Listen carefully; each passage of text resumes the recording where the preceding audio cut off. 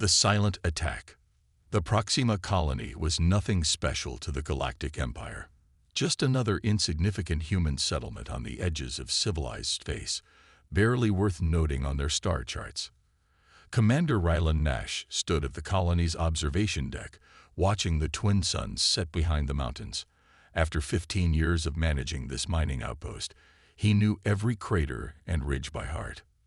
What he didn't know was that today would change everything. The first signs came when the colony's long-range sensors detected an unusual energy signature. Jasmine Torres, the chief security officer, burst into his office with the readings. "Sir, 3 Imperial vessels just dropped out of hyperspace. They're not responding to our hails." Nash frowned. The Empire rarely bothered with such small colonies. "Evacuation protocol beta," he ordered, his voice steady despite the growing unease in his chest. "Get everyone to the underground shelters." But the Imperial ships didn't attack.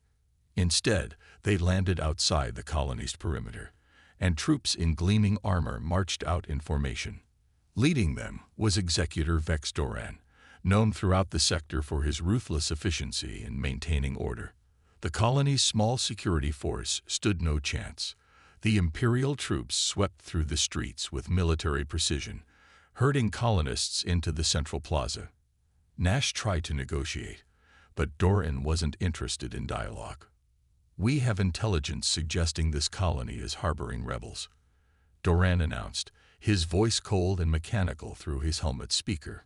"Submit to our investigation, or face the consequences." Among the gathered colonists was 12-year-old Zara Lynn, daughter of the colony's chief engineer. She had been helping in the hydroponics bay when the troops arrived, and now stood trembling beside her father, watching as the Imperials systematically searched every building. What happened next would echo across the galaxy. During the search, Zara witnessed something she wasn't supposed to see. Through a crack in the hydroponics bay's wall, she saw Imperial troops planting evidence, weapons and communication devices that clearly weren't from the colony. Her gasp caught the attention of a nearby soldier.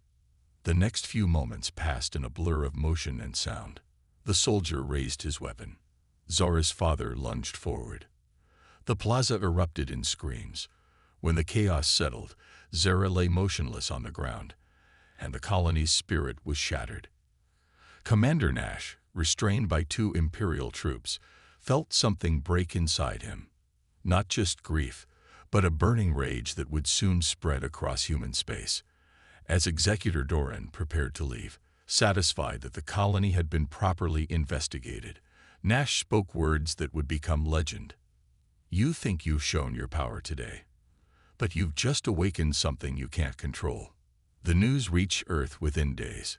The death of a child, executed in cold blood for witnessing Imperial corruption, sparked something unprecedented. The United Earth government, usually fractured by political divisions, united in outrage. Emergency sessions were called in every major city. But what the Empire didn't know, what they couldn't have known, was that Earth had been preparing for this moment for decades. Deep beneath the Mariana Trench lay humanity's best-kept secret, Project Prometheus. Dr. Radha Patel, the project's director, stood in a vast underground chamber, surrounded by rows of massive ships unlike anything the Empire had ever encountered. These weren't the primitive vessels the Empire thought humans capable of building. These were warships designed with technology recovered from Earth's ancient past, enhanced by decades of secret research. In her office, Dr. Patel received the call she had been both expecting and dreading. The encrypted communication came directly from the United Earth Defense Council. Authorization granted. The message read, "Operation Prometheus is go." Across Earth, hidden facilities began to activate. In the Sahara, beneath kilometers of sand, hangars opened to reveal squadrons of fighters. Under the Antarctic ice, missile platforms powered up. From the Amazon to the Himalayas, humanity's secret arsenal awakened. Admiral Marcus Chen, newly appointed commander of Earth's hidden fleet, addressed the first wave of pilots and crew. "For generations, we've hidden our strength, waiting for the right moment. The Empire believes us weak, primitive, insignificant. Today, they learn how wrong they are. The fleet that emerged from Earth's oceans and underground bases would have been impossible in the Empire's understanding of human capability. Each ship was a masterpiece of engineering, combining recovered ancient technology with modern innovations. The flagship, designated Phoenix Rising, carried weapons that could match anything in the Imperial arsenal. As the fleet prepared for its first jump to hyperspace, Dr. Patel sent one final message to all ships. Remember Proxima Colony. Remember Zara Lin. Today, we show the galaxy that humanity will no longer bow to tyranny. The Empire's sensors detected the massive energy signatures too late. By then, Earth's fleet was already moving, carrying with it humanity's fury and the promise of retribution. The galaxy was about to learn that underestimating humanity was the last mistake the Empire would ever make. Operation Stormbreak. The Imperial Command Center on Nexus Prime buzzed with activity as reports flooded in from across the sector. Admiral Victor Roth stood before the holographic display, his face illuminated by the countless red warning signals appearing across the star map. Something was happening. Something impossible. Multiple hypersonic signatures detected, announced Lieutenant Kira Vale, her voice tight with concern. They're coming from Earth's direction. Roth dismissed her worry with a wave. Probably some primitive human vessels making a foolish statement. Deploy standard containment protocols. But these weren't the primitive ships the Empire was expecting. As the first wave of Earth's fleet dropped out of hyperspace, the Imperial sensors struggled to process what they were seeing. The Phoenix Rising led the charge, its massive hull gleaming with an otherworldly sheen that seemed to absorb light rather than reflect it. Admiral Marcus Chen stood on the bridge, his expression stern as he surveyed the Imperial defense fleet ahead. All ships, battle formations, he commanded. Remember your training. Remember why we're here. The Empire's response fleet moved to intercept, their formations precise and practiced. They had crushed countless rebellions before. This would be no different, or so they thought. The first volley from the Phoenix Rising changed everything. Beams of golden energy lanced out, cutting through Imperial shields as if they were paper. The technology was unlike anything the Empire had encountered, combining principles they had never even theorized. Impossible, Admiral Roth whispered, watching his ships fall one by one. They're supposed to be primitives. Where did they get this technology? On the Phoenix Rising, Dr. Radha Patel worked furiously at her station, monitoring the ancient systems they had adapted. The quantum cascade drive is stable, she reported. All weapons systems operating at optimal efficiency. The battle for Nexus Prime lasted less than an hour. When it was over, the Empire's primary military hub in the sector lay in ruins, its mighty defense fleet reduced to drifting debris. But this was only the beginning. Commander Rylan Nash, now serving aboard the Phoenix Rising, coordinated with the ground teams as they secured the Imperial Command Center. Each step was calculated, each move precise. This wasn't just revenge. It was a message to the entire galaxy. Admiral, Nash called out, we've accessed their central database. The Empire, they've been planning something big. Operation Starfall, a systematic purge of all human colonies. Chen's jaw tightened. They weren't going to stop with Proxima Colony.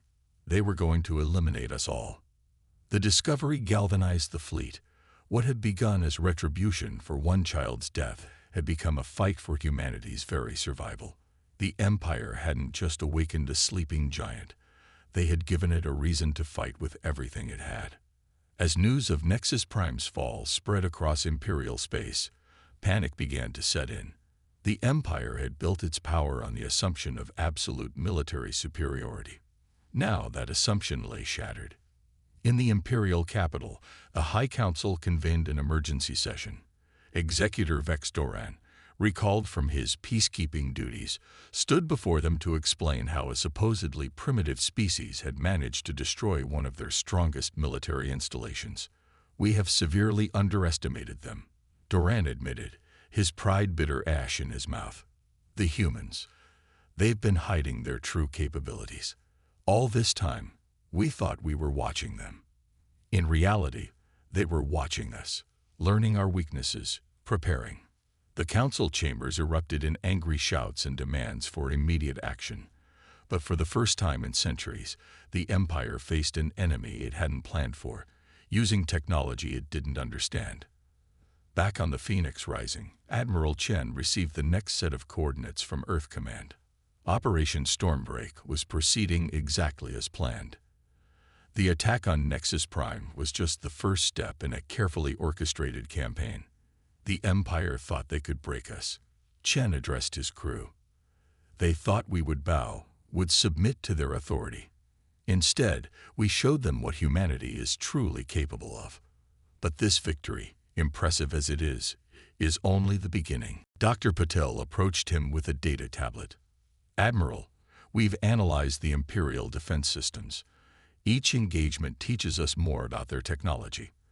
They're advanced, yes, but their advancement has made them complacent. They haven't truly innovated in centuries. And that will be their downfall, Chen replied. While they stagnated, we prepared. While they looked down on us, we studied them. Every defeat they handed us, every time they thought they were demonstrating their superiority, they were actually showing us exactly how to beat them. The Phoenix Rising and its fleet prepared for their next jump. Across human space, more ships were emerging from hidden bases, joining the fight. The Empire had spent centuries building its power through fear and intimidation. Now they would learn what it meant to be afraid. As the fleet disappeared into hyperspace, Commander Nash found himself thinking of Zara Lin and the colonists of Proxima. Their sacrifice had lit the spark, but what was coming would be more than just revenge. It would be a reckoning that would reshape the galaxy. The Empire had ruled through fear for too long. Now they would learn that fear cut both ways. Operation Stormbreak was just beginning, and the storm it would unleash would leave nothing unchanged in its wake. The price of pride. Grand Admiral Theron Vask stood in the Imperial Palace's war room, surrounded by holographic displays showing the devastating progress of Earth's fleet.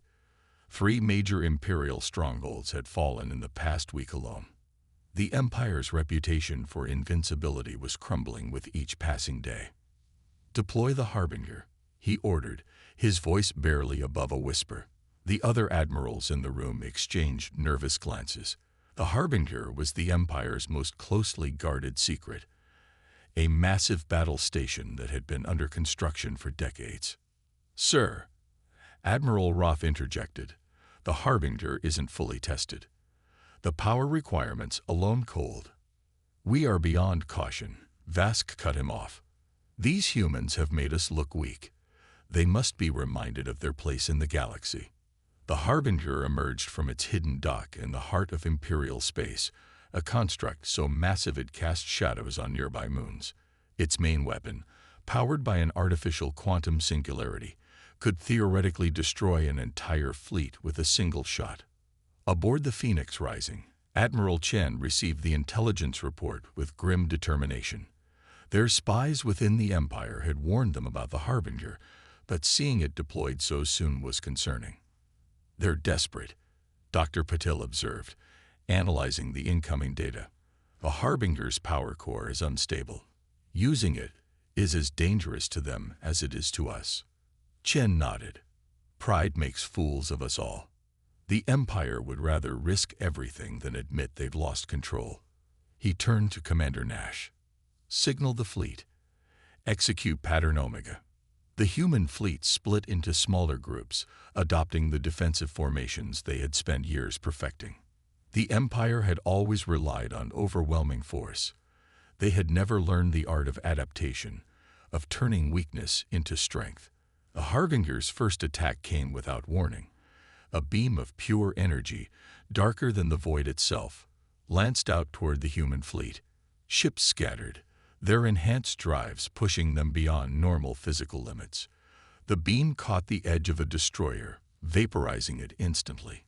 "Energy signature is off the charts," Dr. Patel reported, her fingers flying over her console.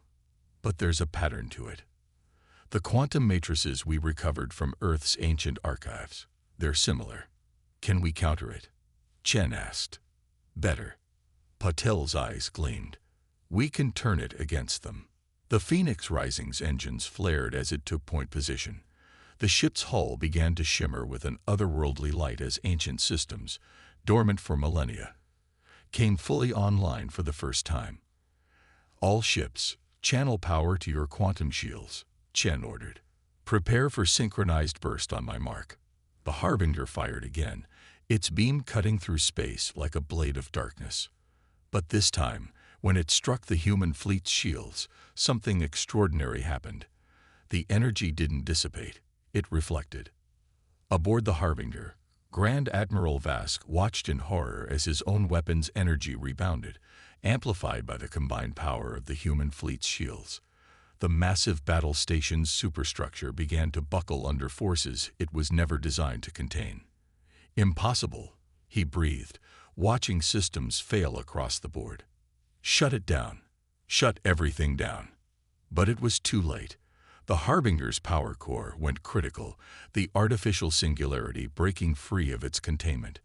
The resulting explosion lit up half the sector, leaving nothing but scattered atoms where the Empire's ultimate weapon had been. In the aftermath, as rescue ships picked up surviving Imperial crew members, Commander Nash found himself reflecting on the cost of pride. The Empire had built the Harbinger out of arrogance, believing that bigger and more powerful weapons were the answer to any challenge. They still don't understand, he said to Admiral Chen as they watched the rescue operations.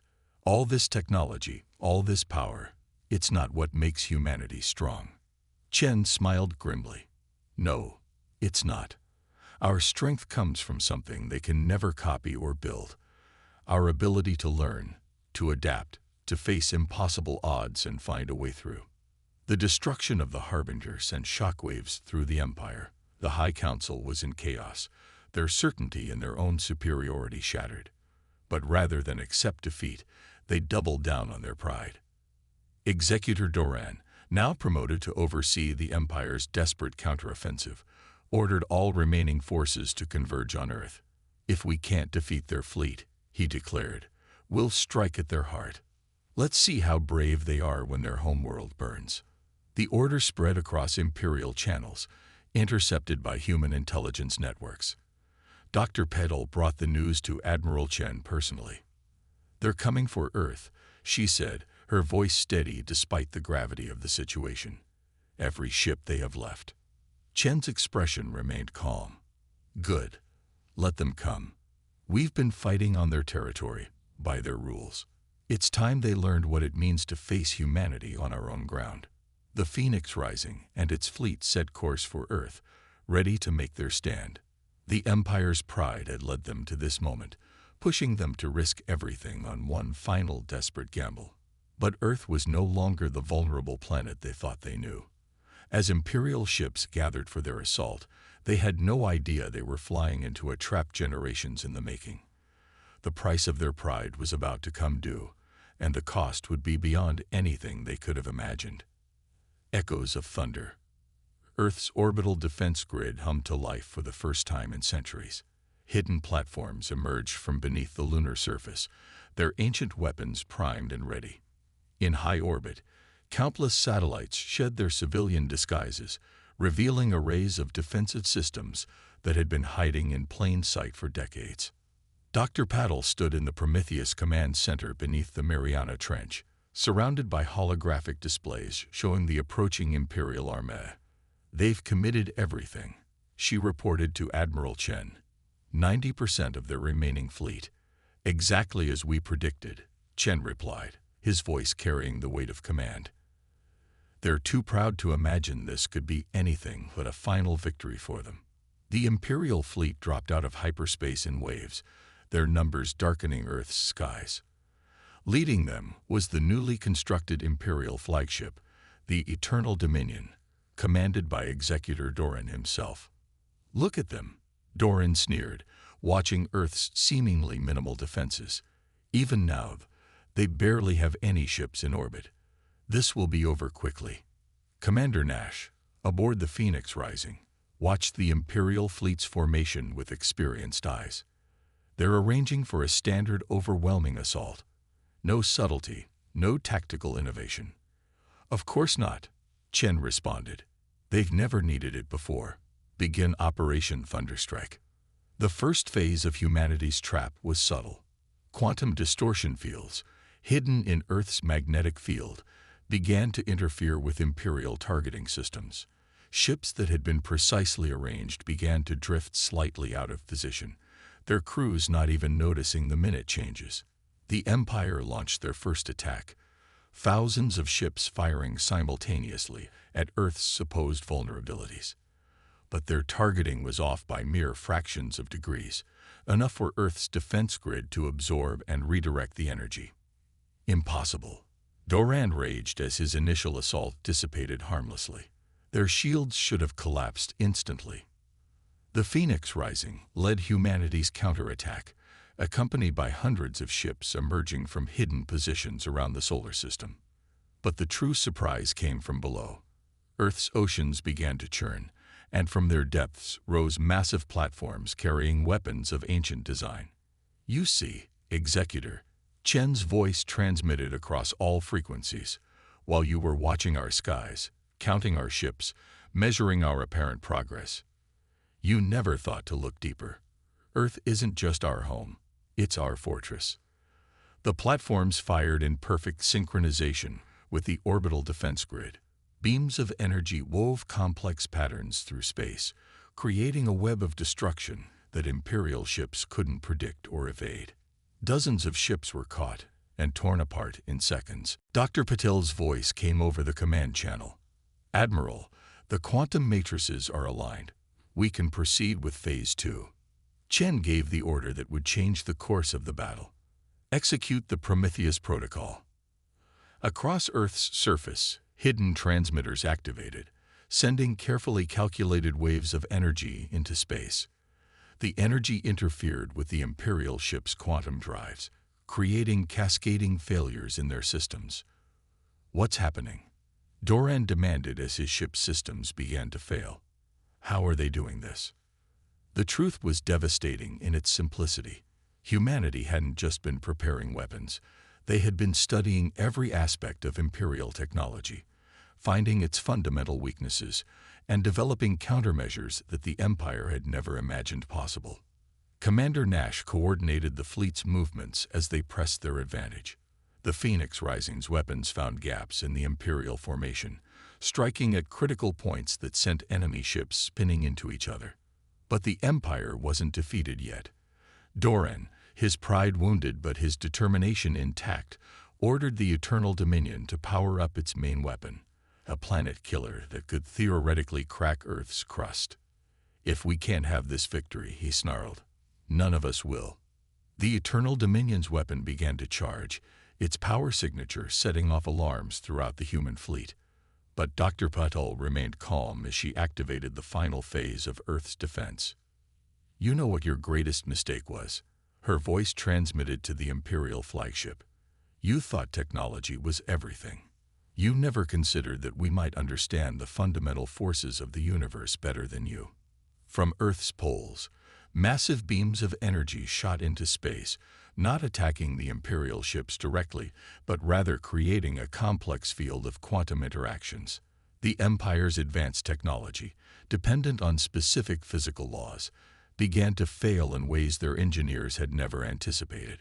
The Eternal Dominion's weapon backfired spectacularly, its energy turning inward and tearing the massive ship apart from within.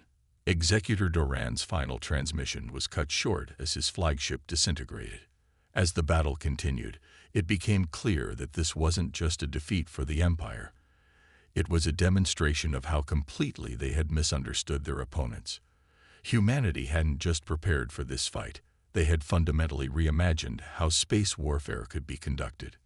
Send the signal, Chen ordered as the last Imperial ships tried to retreat. Let them know the full price of their arrogance. The message that went out across Imperial communication channels was simple but devastating. Earth wasn't just defending itself. It was now ready to take the fight to the heart of the Empire. The battle for Earth was ending, but the war for the galaxy's future was about to begin. Dawn of Reckoning. The imperial capital world of Nexus Eternum blazed with activity as the last remnants of the Empire's forces gathered for their final stand. Grand Admiral Theron Vask stood in the Imperial Palace's highest tower, watching ships fill the sky above the sprawling cityscape. The Empire had ruled the galaxy for 1,000 years, and now it all came down to this moment. The humans approach, his aide reported, voice trembling. Their fleet. It's larger than anything we've ever seen. Indeed, humanity had not been idle since their victory at Earth. The Phoenix Rising led an armada that stretched across space, accompanied by ships from dozens of other species who had seized this moment to break free from Imperial control. Admiral Marcus Chen stood on his flagship's bridge, Dr. Patel and Commander Nash at his side. The battles that had brought them here had been costly, but each victory had proven what humanity had known all along. The Empire's power was built on fear rather than true strength. All ships, battle formations, Chen ordered. Remember why we started this fight. Remember Zara Lin. Remember every world the Empire has oppressed. Today, we end their reign. The battle began not with an explosion, but with silence. Humanity's first strike didn't target the Imperial ships or defenses. Instead, they activated a device that Dr. Patel had developed based on their ancient technology. It created a quantum resonance field that disrupted the Empire's communications, throwing their carefully coordinated defense into chaos. What are they doing? Vask demanded as his screens went dark. Restore communications. But this was just the beginning. The Phoenix Rising led a precise strike through the gaps in the Imperial formation, its weapons targeting specific weaknesses that humanity had discovered through years of study. Other ships followed, executing maneuvers that the Empire had never seen before. Commander Nash coordinated the ground assault teams as they breached the capital's defenses.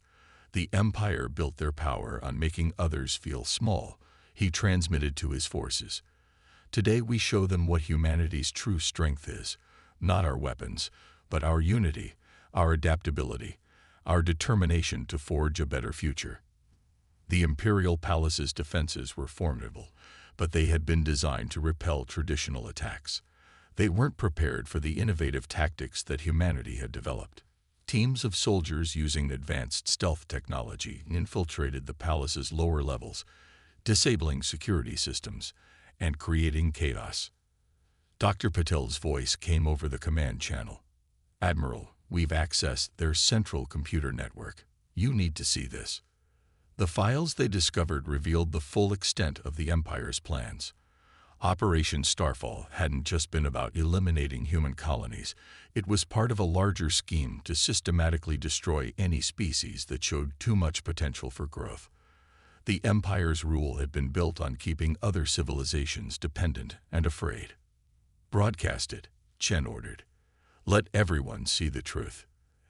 As the evidence spread across all frequencies, the effect was immediate.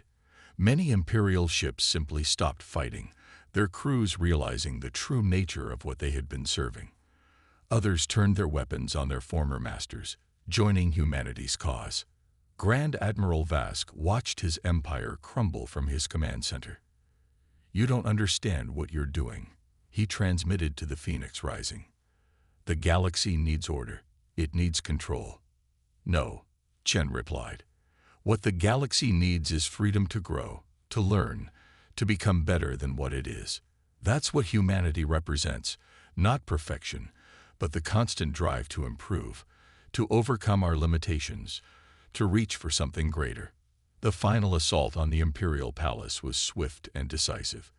Commander Nash led the team that breached the throne room, finding Vask standing proud even in defeat. Kill me then, the Grand Admiral said. Complete your revenge. But Nash shook his head. This was never about revenge. This was about justice, about ensuring that no other child dies like Zara Lin did, about showing the galaxy that tyranny isn't the only way. You'll face trial for your crimes, and the galaxy will see true justice in action. As the Imperial capital fell, Dr. Patul worked with scientists from other liberated worlds, sharing the knowledge that humanity had preserved. The ancient technologies they had discovered weren't just weapons. They were tools that could help build a better future for all species. In the days that followed, representatives from worlds across the galaxy gathered on Earth to discuss the future. The Empire had maintained order through force and fear, but humanity proposed something different. An alliance of equals, where each civilization could contribute its unique strengths and perspectives. Admiral Chen stood before the gathered representatives, his voice carrying the weight of all that had been accomplished. The Empire's greatest mistake wasn't underestimating our military strength. It was failing to understand that true power comes from unity, from cooperation, from the sharing of knowledge and resources. They saw the galaxy as something to be controlled. We see it as something to be explored and improved together. The Phoenix Rising became a symbol not of war, but of humanity's commitment to protecting this new alliance. Commander Nash took command of a peacekeeping fleet, ensuring that no power would ever again threaten the freedom of any species to grow and develop. Dr. Patil established a new research center where scientists from all worlds could work together, combining their knowledge to solve the challenges that faced them all. The ancient technologies that had helped humanity defeat the Empire became the foundation for advances that benefited everyone. Years later, at a ceremony commemorating the fall of the Empire, a memorial was dedicated to Zora Lin and all others who had suffered under imperial rule. But it wasn't just a monument to the past. It was a promise to the future, a reminder that the price of freedom is eternal vigilance, and that the strength of civilization lies not in domination, but in cooperation and growth. The galaxy had changed forever, and humanity had proven that even the smallest spark of resistance could ignite a flame that would illuminate the darkness of tyranny. The Empire had fallen, but what rose in its place was something far greater, a future where all species could reach for the stars together, bound not by chains of fear, but by bonds of mutual respect and shared aspirations.